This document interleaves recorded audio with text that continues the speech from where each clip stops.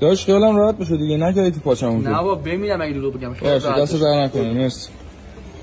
آخ کارتم جامه داداش، کارتم محل شایان جون بخورمت. بهت نمیاد از این گوها بخوری؟ مثلا رفتی باشگاه بدنسازی و بازو رو کلفت کردی، دنگلنازو میخوای چیکار کنی 3 سانته؟ آقا دومات انگیزت از ازدواج چی بوده؟ وام ازدواج. برام فرار کن چیه تو؟ ببین چی میگم؟ برام دخترها دارن میان. که خوبه برام بدون آرایش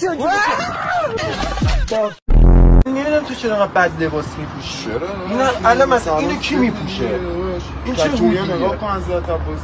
داداش خیلی بد استایلی. به خدا. نمیفهمم.